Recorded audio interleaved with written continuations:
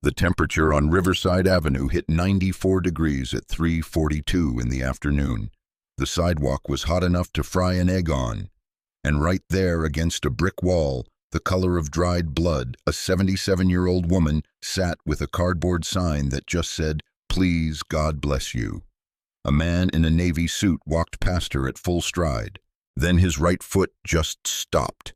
His whole body locked up like somebody hit a kill switch. He turned, slow, like a man afraid the moment might dissolve. The woman looked up. She smiled, the kind of smile a person gives a stranger because that is all she has left to give. She said something soft, a blessing, maybe a prayer. She did not know him. She did not know that 31 years ago, in a tiny apartment above a laundromat on the east side of this city, this man used to fall asleep with his head in her lap. She did not know she had saved his life, and she had no idea what he was about to do for her would crack open a secret that had been buried inside 2 buildings, 3 shell companies, and 47 evicted families. Hold up. Before we go any deeper, I need to tell you something straight. People said this kind of story does not get watched anymore, that folks just want loud drama and quick hooks. So if you feel something in your chest by the end of this, just hit subscribe. That is the whole favor. Now let me take you inside, because the man in the suit, his name was Damon Holloway. And to understand why his knees almost buckled on that sidewalk, you have to back the camera up.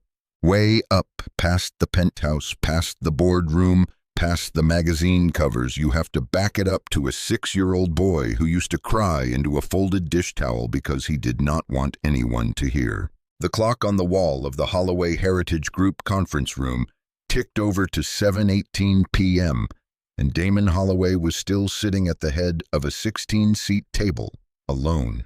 The meeting had ended 40 minutes earlier. The lawyers were gone. The catering trays still sat there. The ice in the water pitchers had gone soft. He had just signed paperwork on a $175 million deal. He should have been smiling. Instead, he watched Cedar Hollow light up one bulb at a time through the floor-to-ceiling glass on the 38th floor. His phone buzzed at 7:21. Reminder: pick up dry cleaning. That was the only personal text he would receive all night. At 43 years old, Damon Holloway was the kind of man other men studied.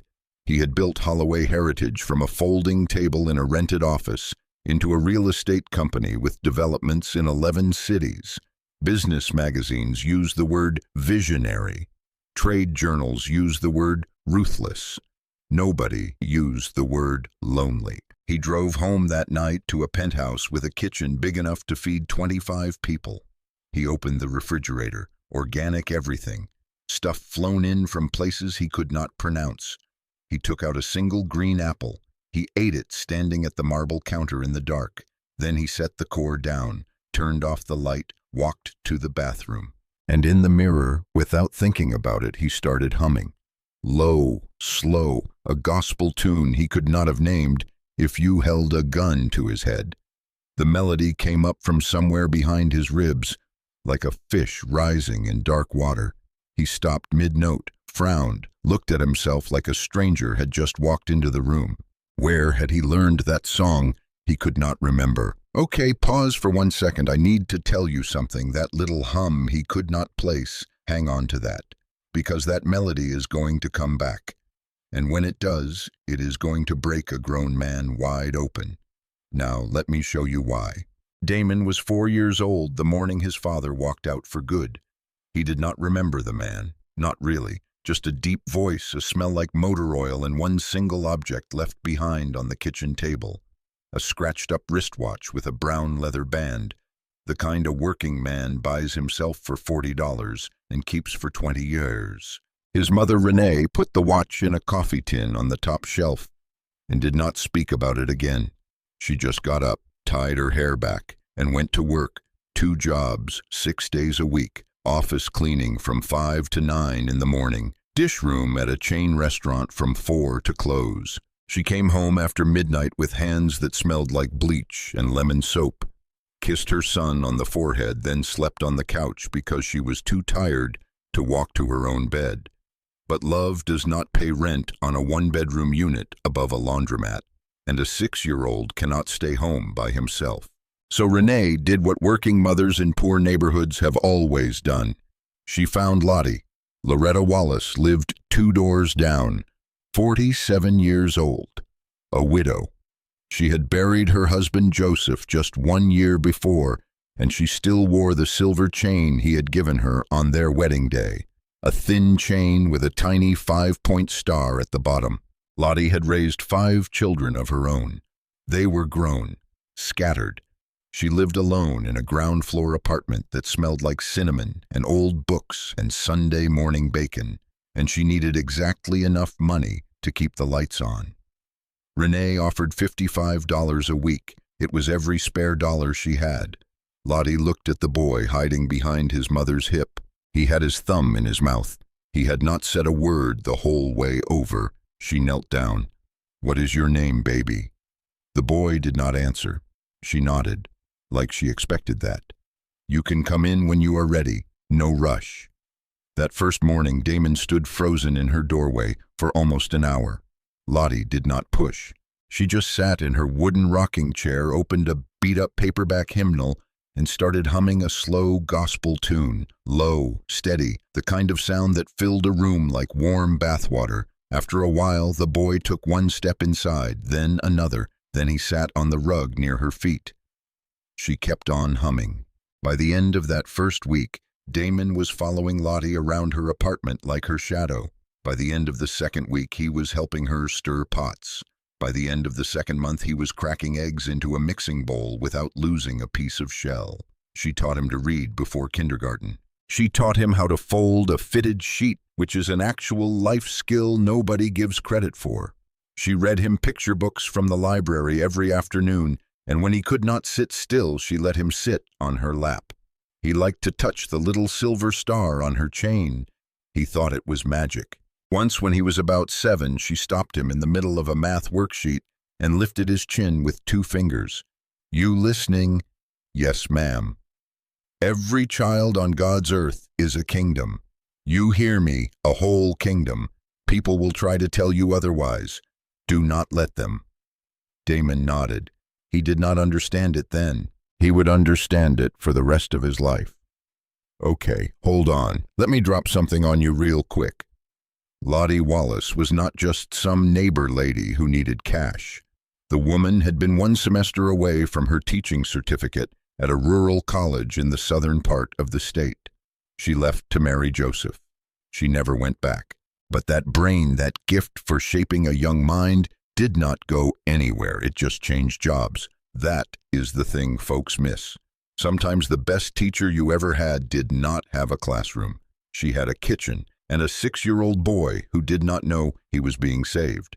For 6 years, Lottie was Damon's whole world. His father was gone. His mother worked herself thin, but Lottie was always there. Her apartment smelled like fried catfish on Friday nights, cornbread rising in a cast-iron skillet, cheap pink soap. Damon could close his eyes and walk through that apartment from memory 30 years later. She told him stories about growing up in the country, picking peaches with her grandmother, watching the civil rights marches on a black and white television, and knowing even then that the world could bend if enough people pushed. "People are going to see a little boy from the wrong block," she told him once. He was 9. "They are going to look right past you." "What do you see, Miss Lottie?" She smiled. She had a gap between her 2 front teeth. "I see a kingdom, baby, the whole kingdom." Then Renee got sick. It started with a cough she could not shake, then the weight loss, then the long visits to the county hospital, lung cancer, no insurance. By the time the doctors found it, the only word they had was hospice, 7 months. That was how long Renee had between the diagnosis and the morning she did not wake up. Damon was 12 years old. The social worker came at 8:45 the next morning.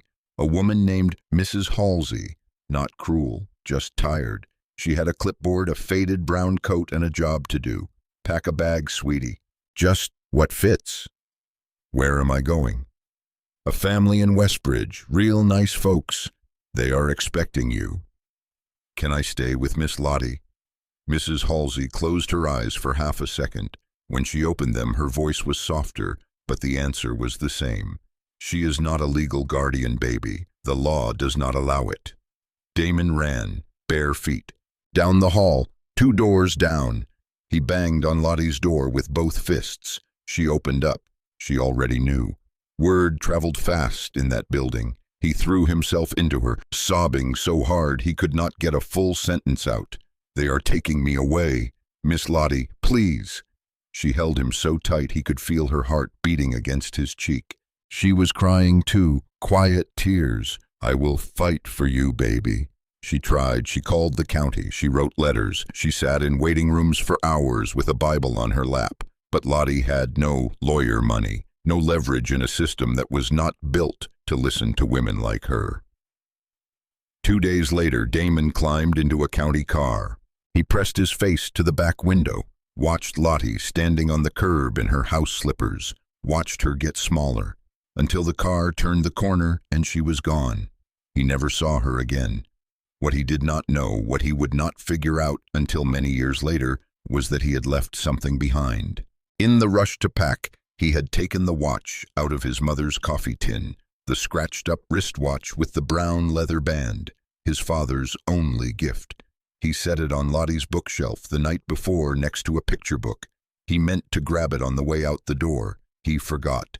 And after the car pulled away, Lottie went back inside, sat on the rug, picked up that watch, closed her hand around it. She would carry that watch through every hard year that came next. Even when she had nothing else, she would have that. Now here is the hard part.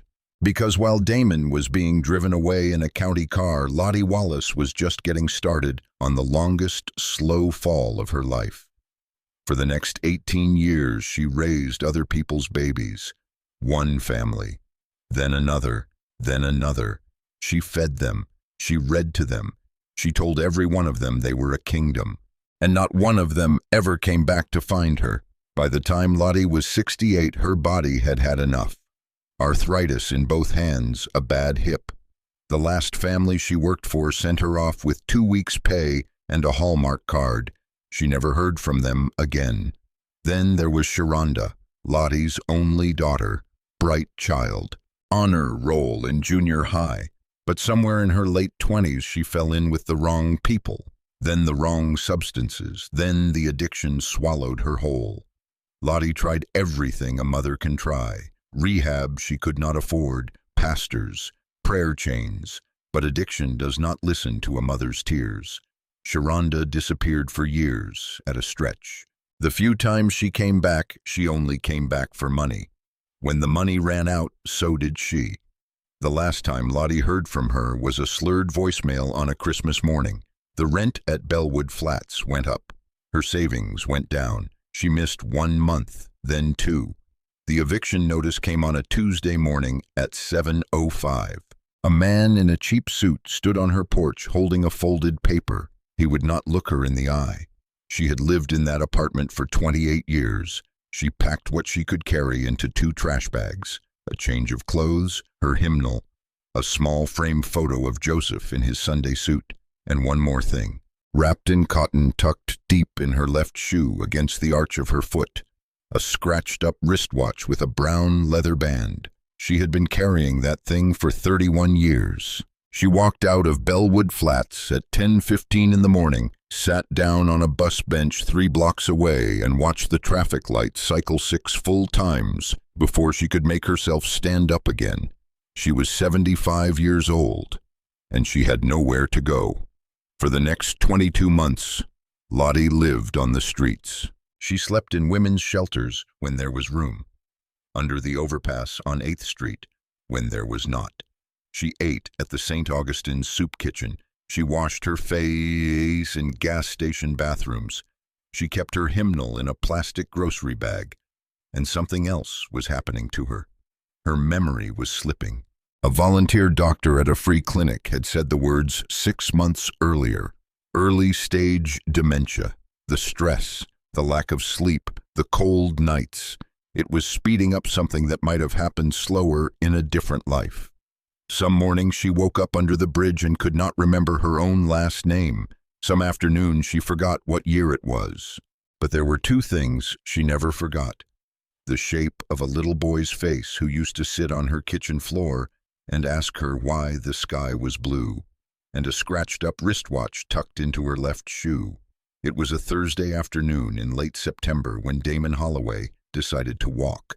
He had just finished a 4-hour board meeting on the $75 million acquisition of a low-income housing complex called Bellwood Flats. His vice president of operations, a man named Bradford Sutton, had given the closing presentation with a smile that did not reach his eyes.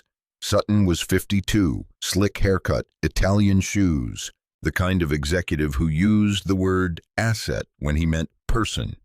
During the meeting, he had said something Damon could not stop thinking about. "Bellwood is full of older tenants who cannot keep up. That is gold sitting in the dirt, gentlemen." Everyone laughed. Damon did not, but he did not push back either. That was the part that would eat at him later. He had not pushed back.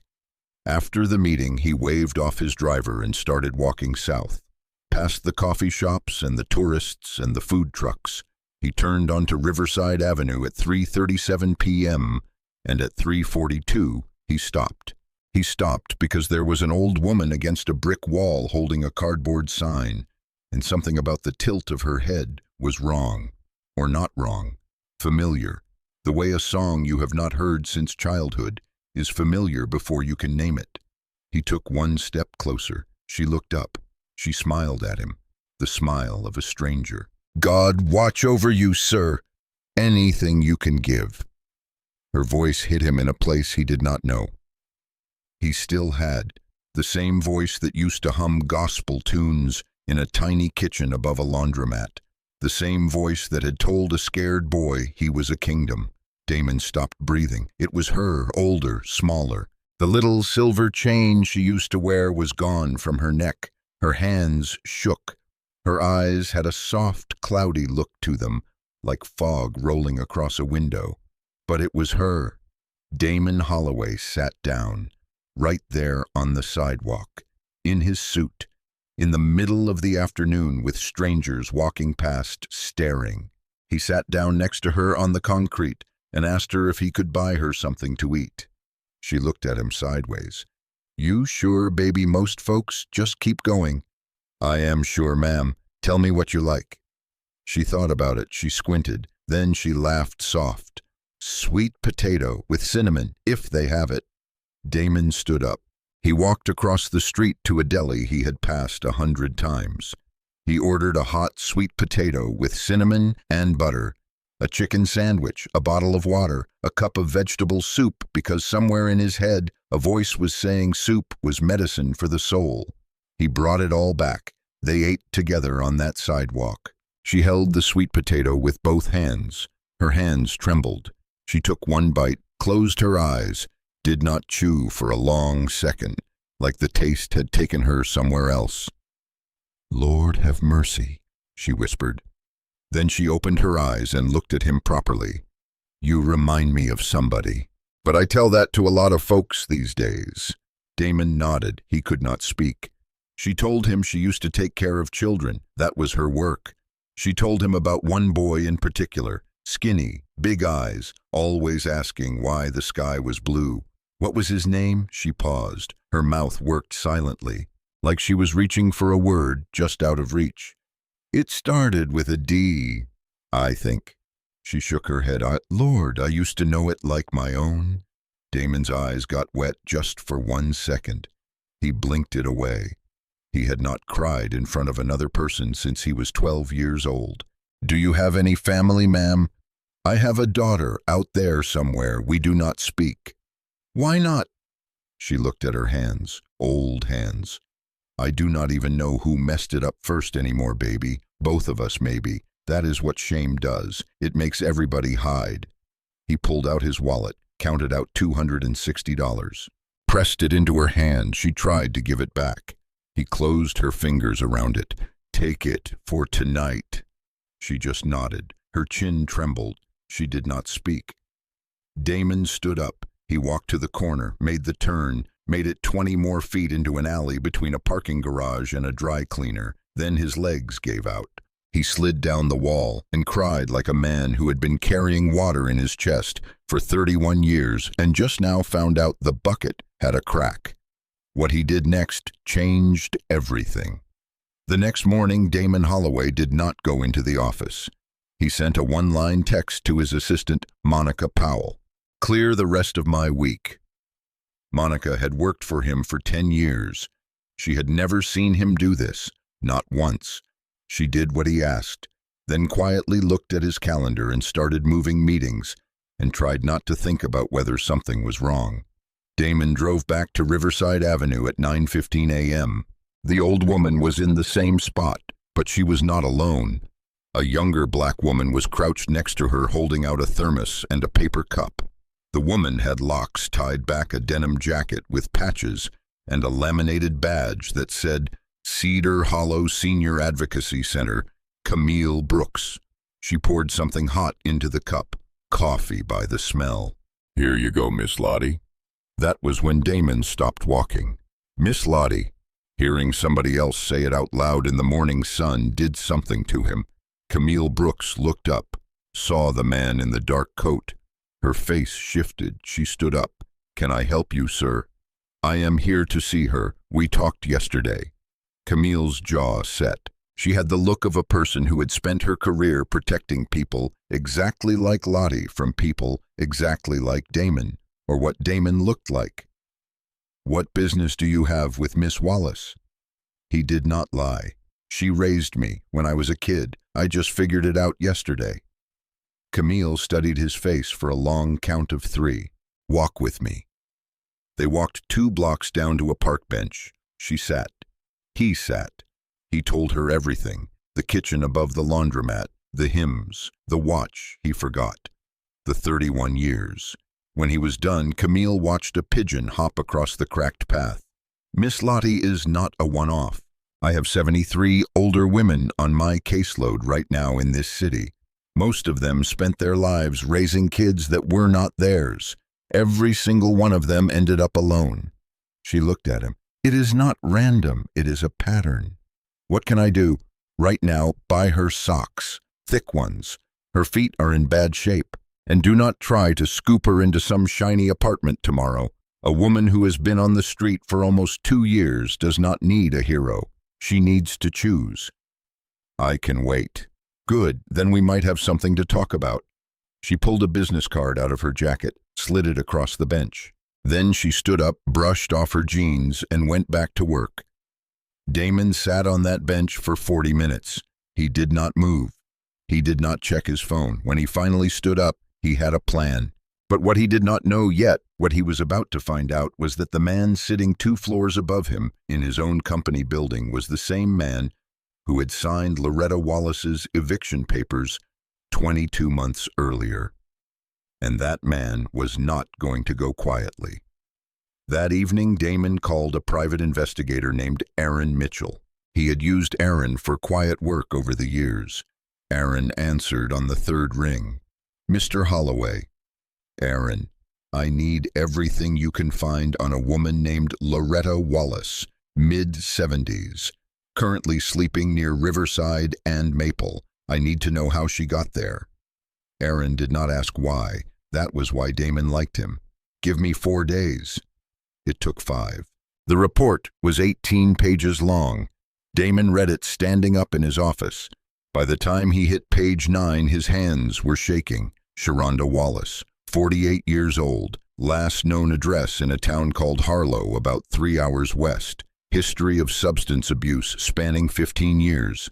But here was the part that hit Damon hard. Sharonda Wallace had been clean for 4 years, 1 month and 9 days. She was working as a prep cook at a family-owned diner. She was enrolled in an adult education program. She just had no idea her mother was sleeping under a bridge. Damon turned the page, and his stomach dropped. The eviction notice that had pushed Loretta Wallace out of her apartment had been filed by a shell company called Sutton Bellwood Holdings, LLC. The legal owner of record was a paper entity in another state. But buried 3 layers down was the name of the actual controlling shareholder, Bradford Sutton, Vice President of Operations, Holloway Heritage Group, Damon's own company. Damon set the report down very carefully on his desk, like it might break. He sat in his chair for a long time. He did not turn on the lights. He did not pour a drink. He just sat. Outside, the city kept moving. Cars honked. Sirens wailed 3 blocks over. Somewhere on a sidewalk on Riverside Avenue, a 77-year-old woman who had taught him how to read was getting ready to sleep on a piece of cardboard, and the man who had put her there was on his payroll. Bro, let me pause right here. If you have ever found out somebody on your team was the one doing the damage, you know that feeling. It is sick first, then the anger, and the anger does not leave. Damon Holloway sat in that dark office until the city went quiet, and by the time the sun came up, he was not the same man. He spent the next 3 days building 2 things at once. He pulled Aaron back in. He brought in a forensic accountant. He pulled the operational records of every low-income property Holloway Heritage had touched in the last 8 years. The pattern got worse the deeper they dug. 47 evictions, mostly older tenants, 23 with financial paperwork that did not add up. Sutton Bellwood Holdings was the listed plaintiff on every single one. It was a system, quiet, paper-driven, designed to push elderly tenants out before buildings could be redeveloped. And it had been running for 8 years inside Damon's own company without him knowing. He kept that work locked in a private server only he could access. He told nobody, not even Monica. Then he built her a home. He found a quiet 2-bedroom in a neighborhood called Pine Grove, ground floor. Big windows facing east, because Lottie used to say morning light was God's way of saying hello. He went shopping himself. He bought a heavy black cast-iron skillet, a wooden cutting board, a spice rack with garlic powder, paprika, cayenne, thyme, cinnamon because of the sweet potato. He bought thick cotton sheets, a bathrobe, slippers with rubber soles. He went to a used bookstore on the south side and bought every battered picture book they had that he remembered her reading to him. He bought a wooden rocking chair and set it on the front porch. He filled a glass jar with sunflowers and set it on the kitchen table. When he stepped back and looked at that little apartment, he had to sit down on the bed and put his head in his hands for a long minute. He did not cry. He just went very, very still. He called Camille Brooks on a Thursday morning. It is ready. What is ready? A place for her, if she wants it. There was a pause on the other end. Mr. Holloway, I want to be straight with you. If this is a 1-week stunt, I will personally walk her out and find her a shelter bed instead. She has been through enough.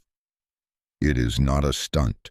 Then I will meet you there at 3 this afternoon. We do this slow. We give her the choice, every step of the way. Yes, ma'am. Camille hung up. Then she sat at her desk and put both hands flat on the surface and took a long breath.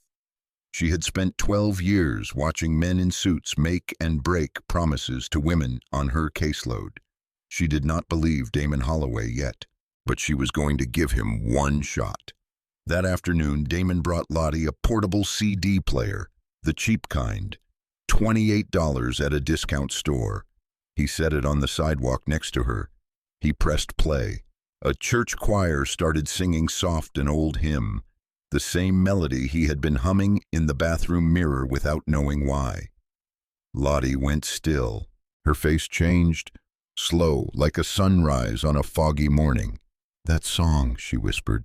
I used to sing that song. I know, Damon said. She looked at him, really looked at him.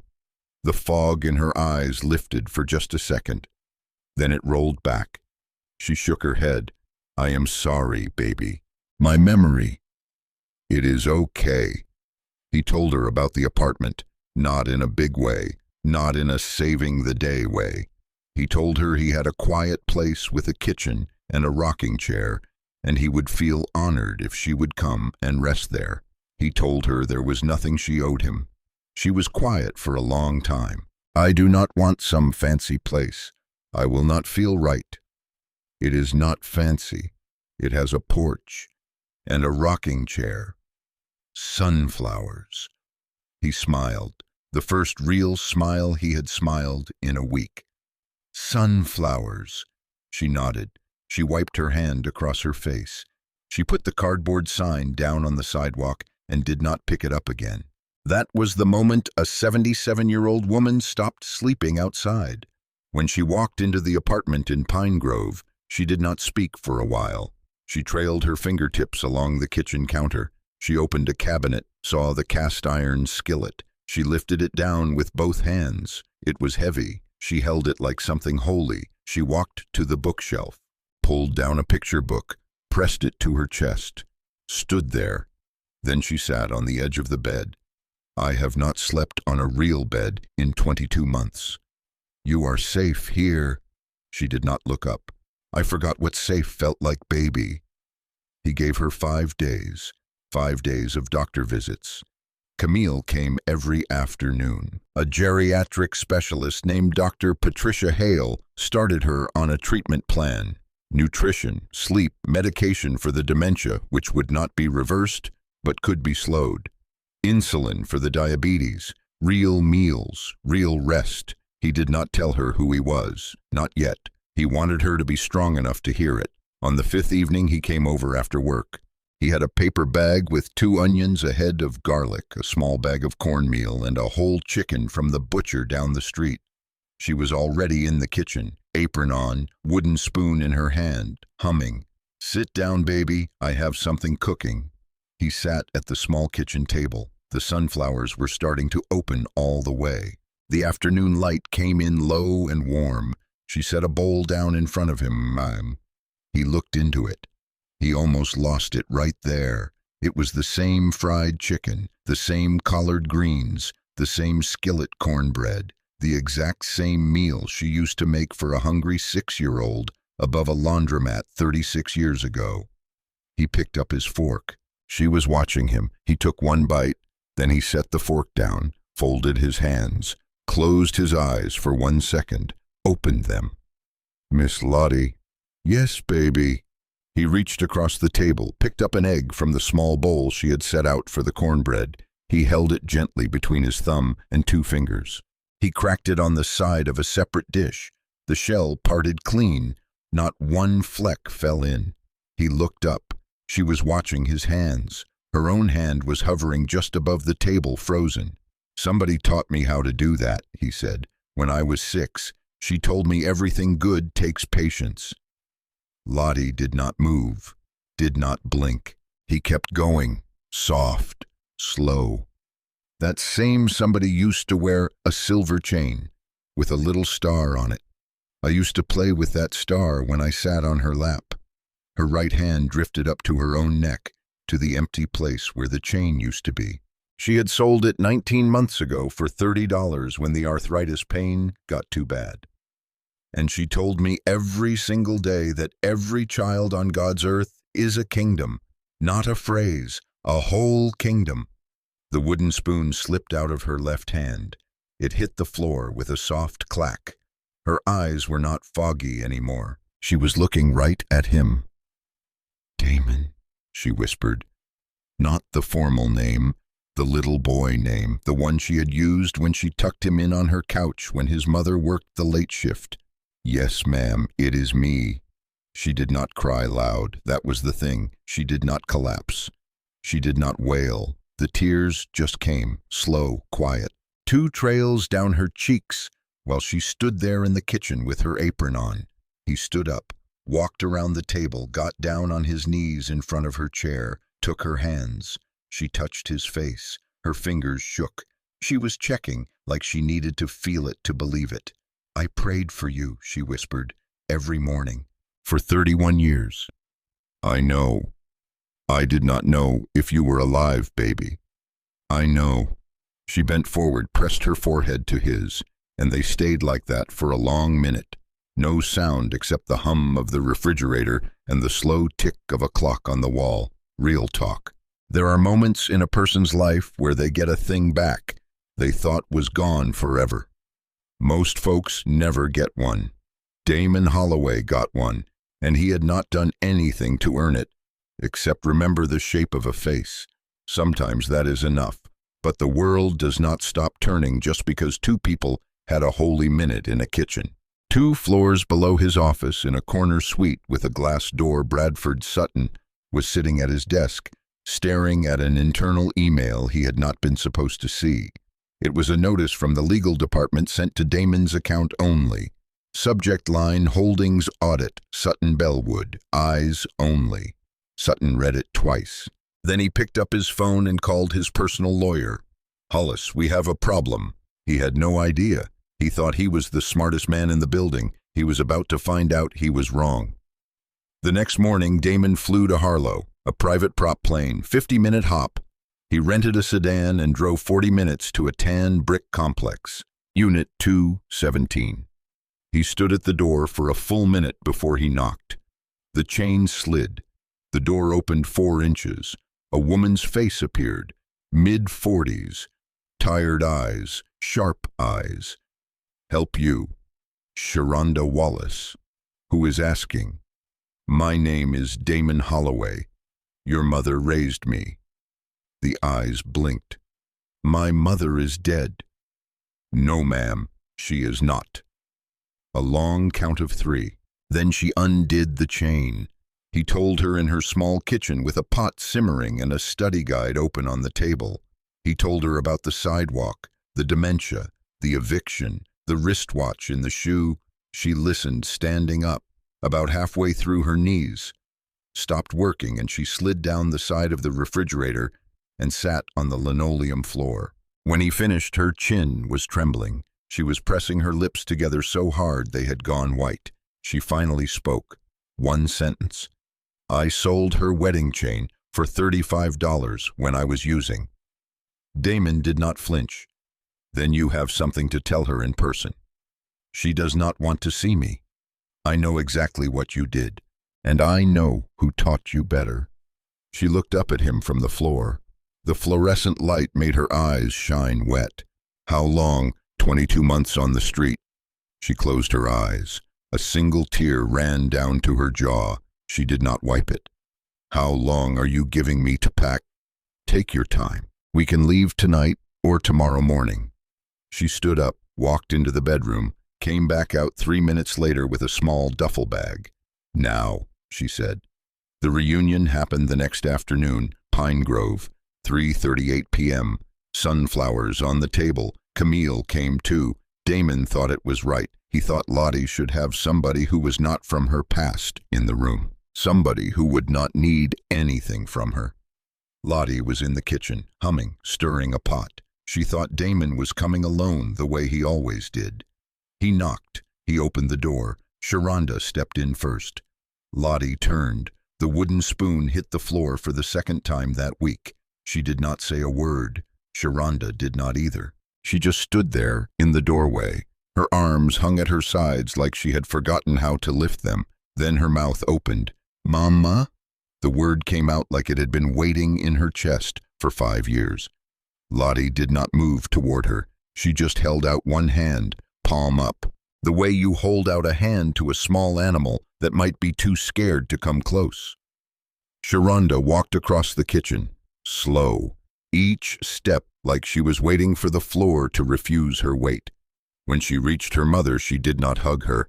She got down on her knees on the kitchen tile and put her forehead against her mother's stomach. Lottie's hand came down on the back of Sharonda's head, gentle, like a benediction. I am sorry, Mama. I am so sorry. I sold the chain. I took your money. I disappeared. Lottie did not answer the apology directly. She just kept her hand on her daughter's head. How long, baby? 4 years, 1 month, 10 days, as of this morning. A long beat. Then you are stronger than you know. Sharonda made a sound that was not quite a word. Lottie bent down and held her daughter's face in both hands. The chain was a piece of silver. You are my child. There is no comparison. Damon and Camille slipped out onto the porch, closed the door behind them, sat on the wooden steps and did not speak for almost half an hour. The light went gold, then orange, then gone. Inside that apartment, two women were learning how to be a family again. Outside, a man who had built an empire was finally not eating dinner alone. But Bradford Sutton was not done. 3 days later, he walked into Damon's office at 6:53 a.m. unannounced. He had a smile on his face that was supposed to look easy. It did not. "Damon, I hear you have been pulling files." Damon was already at his desk, coffee, suit jacket on the back of the chair. He did not stand up. "Sit down, Brad."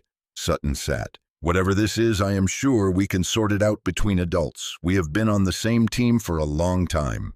Damon slid a folder across the desk. Sutton opened it. His face did not change, but his hands did. They went very still on the edge of the folder. "This is ancient history. We followed every protocol. You evicted 47 elderly tenants through a shell company you secretly controlled.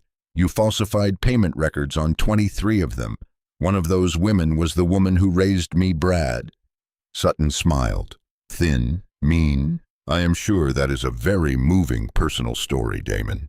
It is also irrelevant. I followed protocol. Anyone in my position would have done the same, you included. You just had the luxury of not having to know."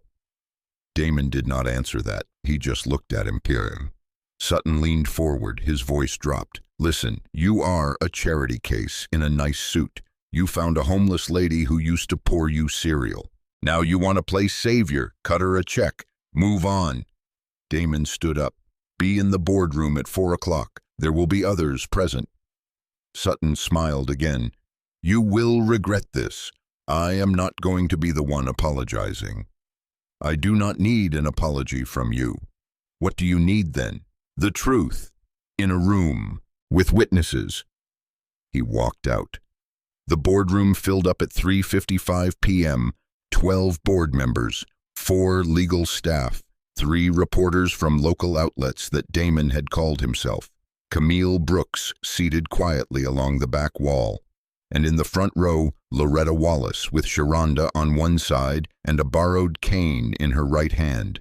She wore a plain navy dress. Her hair was pinned up. She was the smallest person in the room. She was also the only one not looking nervous.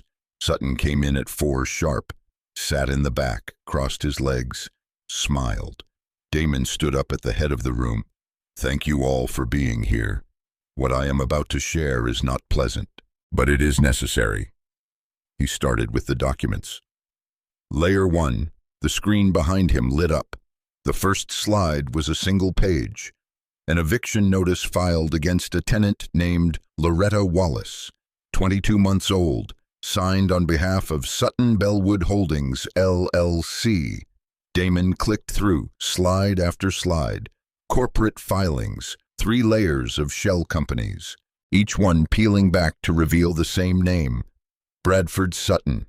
The room went quiet. Then the next slide, a spreadsheet, 47 names, 47 addresses, 47 eviction filings over 8 years, color-coded, red for the 23 with financial paperwork that did not reconcile. A board member at the end of the table leaned forward. "This is from inside our own files." "Yes," Damon said.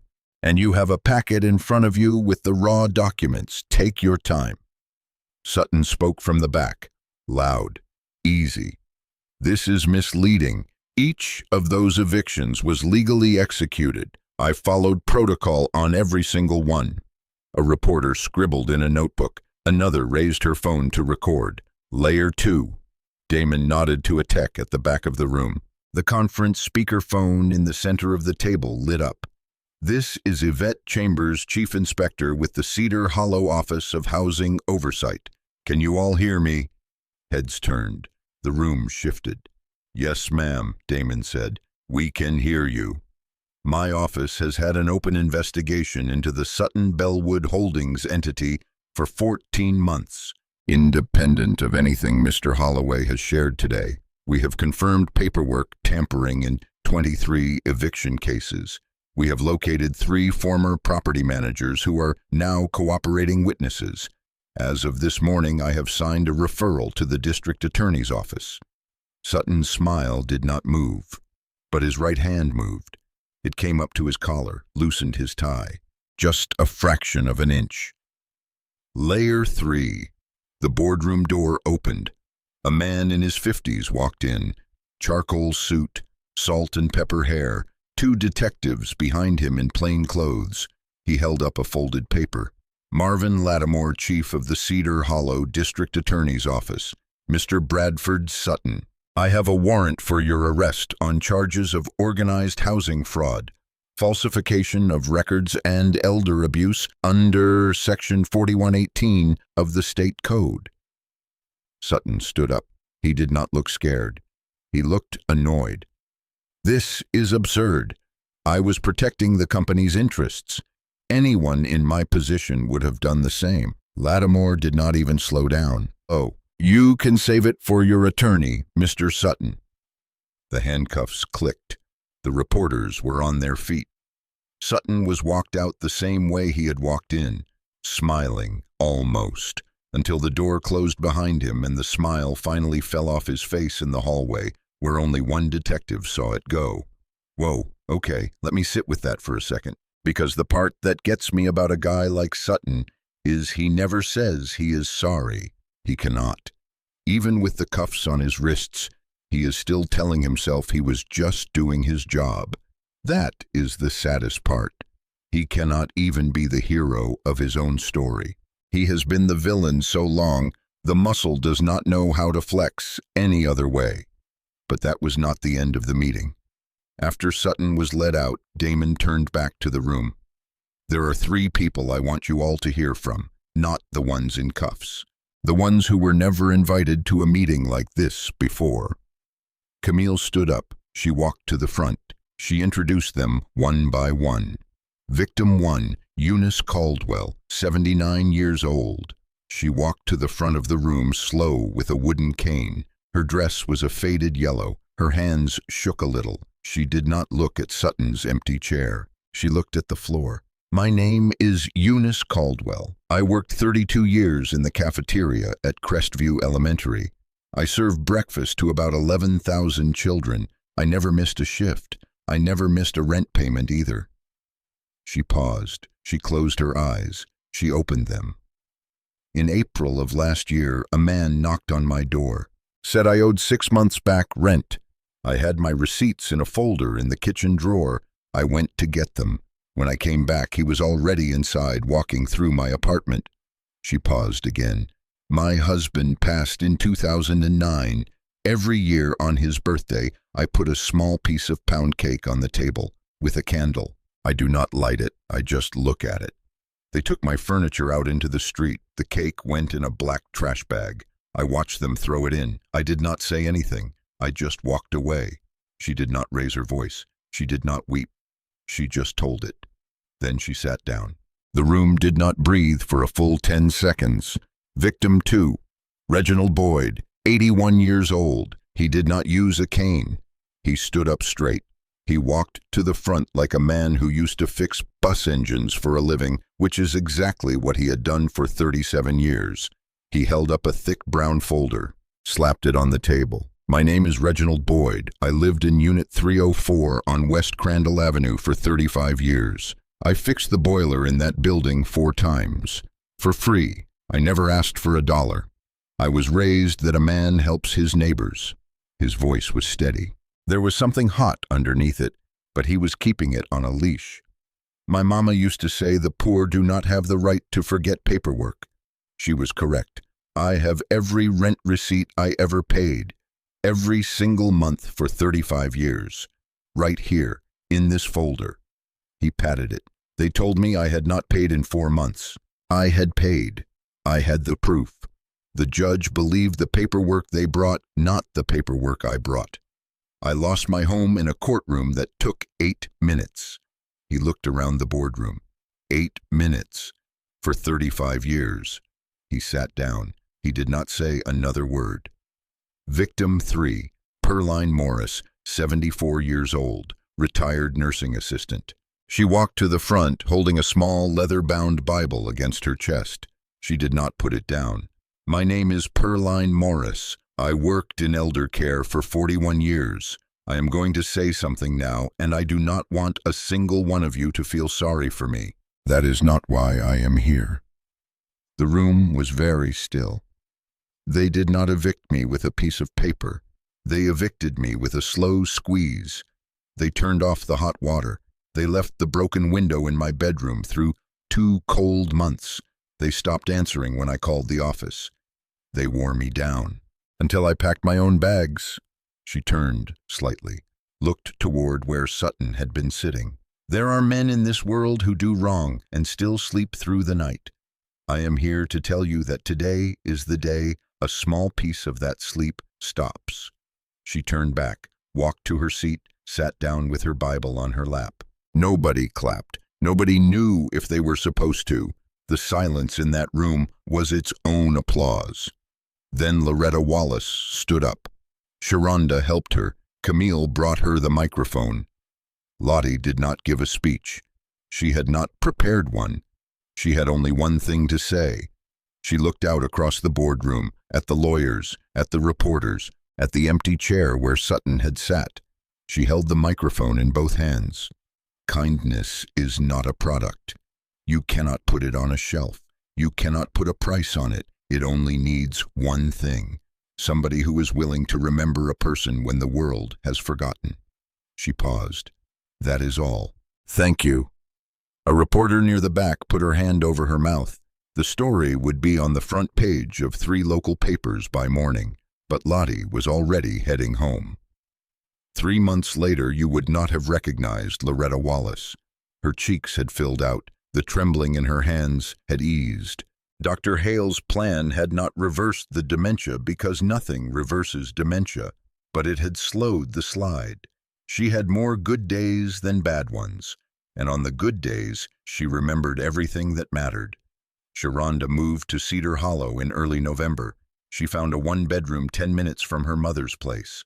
She got a job at a sit-down restaurant near the river through a recovery support program. By Thanksgiving morning, she was 4 years, 4 months, and 26 days clean. Every Sunday at 9 a.m., she walked over with a bag of groceries. They cooked together. Lottie corrected her grip on the wooden spoon. They laughed sometimes. Other times they were quiet. Both kinds were okay. Lottie started volunteering too. 2 mornings a week at a community daycare around the corner. She would sit in the rocking chair. She would hum. She would read picture books to children whose parents worked 2 jobs. The staff called her Miss Lottie. The children called her Miss Lottie. And every time a small voice said the name, something settled deeper into place. Bradford Sutton's case went to trial in the spring. He never apologized, not once. In his final statement to the court, he said he had been protecting the company, that anyone in his position would have done the same. The judge sentenced him to 6 years. His shell companies were dissolved. The 47 evicted tenants received compensation and rehousing support. Damon launched an internal policy called the Bellwood Rule. Every real estate transaction touching low-income housing required 3 layers of independent review. And he started the Loretta Wallace Foundation. Camille Brooks took the executive director role. Eunice Reginald and Perline all accepted seats on the advisory board. They knew the work better than anyone in a suit ever could. Lottie signed the founding documents at her kitchen table. The sunflowers were in the jar. Her signature shook a little. She did not mind. Damon changed too, quietly. He stopped at Monica Powell's desk one morning and asked her how her kids were. He had never asked before. He found out she had 3 kids. He found out her husband had passed 3 years ago. He set up flexible scheduling for any employee with caregiving responsibilities. None of it made the news. It was not supposed to. He started eating dinner with people again, every Thursday. At Lottie's small apartment, Sharonda cooking, Camille often joining. The kitchen was small. The table was small. Nobody cared. One evening after dinner, Lottie reached into a drawer in her bedside table and pulled out a small wooden box. She set it on the kitchen counter in front of Damon. "Open it." He lifted the lid. Inside, wrapped in a square of cotton fabric the same color as the inside of an old shoe, was a scratched-up wristwatch with a brown leather band. His father's watch. Damon did not move for a long count of 5. His hand hovered over the box. He did not pick it up yet. He just looked. "I forgot it," he whispered. "You did. I picked it up that night, after the car drove off. You kept it through everything." "I kept it through everything, bus benches, shelters, under the bridge on 8th Street when it got cold. I had it in my left shoe for 22 months. I figured if I ever saw you again, I owed it back." He picked it up, held it in his palm. The leather was worn soft from her body heat. The metal was warm. His eyes got wet. He blinked it away. He pressed his lips together and did not speak. Then he reached into his own jacket pocket. He pulled out a small velvet pouch. He set it on the counter in front of her. "Open it." She opened it. A silver chain with a tiny 5-point star at the bottom. Not the same one, a new one. He had taken a photograph from his memory to a jeweler and asked him to match it, as close as a man can match a thing he has not seen in over 30 years. Her chin trembled. She pressed her lips together, did not speak. He stepped behind her, lifted the chain, fastened it at the back of her neck. The star fell into place just below her collarbone. She touched it with 2 fingers, closed her eyes. That night when she went to sleep in her own bed with clean sheets and a quilt up to her chin, she touched the star one more time before she turned out the light. The next morning the sun came in low and yellow through the east-facing window, just the way she liked it. So look, real talk. This whole story I just told you is made up. Loretta Wallace is not a real person. Damon Holloway does not exist. Bellwood Flats is not on a map. But everything underneath the story is real. Elderly homelessness in this country is going up every single year. Older women are the fastest growing group inside that number. The women who raise generations of children in other people's houses, the nannies and the housekeepers, and the home health aides, most of them retire with nothing.